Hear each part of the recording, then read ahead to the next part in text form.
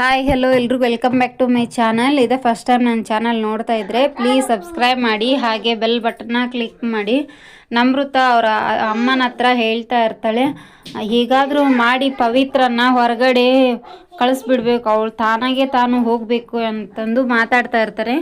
ಅದನ್ನು ಕೇಳಿಸ್ಕೊಂಡಿದ್ದಾಳೆ ಅಂತ ಅಂದ್ಕೊಂಡಿರ್ತಾಳೆ ಪವಿತ್ರ. ಆದರೆ ಯಾವುದೇ ಕಾರಣಕ್ಕೂ ಪವಿತ್ರನಿಗೆ ಕೇಳಿಸಿರಲ್ಲ. ಹೊರಗಡೆ ಹೋಗಬೇಕಾದ್ರೆ ಸುಮ್ಮನೆ ಸ್ಟೂಲ್ ಇಟ್ಟಿರೋದು ಕೆಳಗಡೆ ಬಿದ್ದುಬಿಡುತ್ತೆ. ಏನೇ ನೀನು ನಮ್ಮ ಮಾತುಗಳನ್ನ ಎಲ್ಲ ಕದ್ದು ಕೇಳಿಸ್ಕೊಳ್ತಾ ಇದೆಯಾ ಅಂತೇಳ್ಬಿಟ್ಟು ನಮೃತ ಅವ್ರ ಅಮ್ಮ ಕೇಳ್ತಾ ಇರ್ತಾರೆ. ಇಲ್ಲ ಅಮ್ಮ, ನಾನು ಆ ಥರ ಮಾಡಿಲ್ಲ, ನೀವು ಮಾತಾಡಿರೋದು ಕೂಡ ಏನನ್ನೂ ಕೇಳಿಸ್ಕೊಂಡೇ ಇಲ್ಲ ಅಂತ ಹೇಳ್ತಾ ಇರ್ತಾರೆ. ಅಲ್ಲಿಗೆ ಭಾಗ್ಯಮ್ಮ ಮತ್ತು ಅವ್ರ ಹಸ್ಬೆಂಡ್ ಕೂಡ ಬರ್ತಾರೆ. ಬಂದ ತಕ್ಷಣ ಓಹೋ, ಏನು ಕೇಳಿಸ್ಕೊಂಡಿರೋಕ್ಕೆ ಇಲ್ವ ನೀವು, ಎಲ್ಲ ಕೇಳಿಸ್ಕೊಂಡಿರ್ತಾಳೆ, ಇವಳನ್ನ ಒದ್ದು ಮನೆಯಿಂದ ಹೊರಗಡೆ ಹಾಕಬೇಕು ಅಂಥೇಳಿ ಭಾಗ್ಯಮ್ಮನ ಅವರ ಹಸ್ಬೆಂಡ್ ಹೇಳ್ತಾ ಇರ್ತಾರೆ.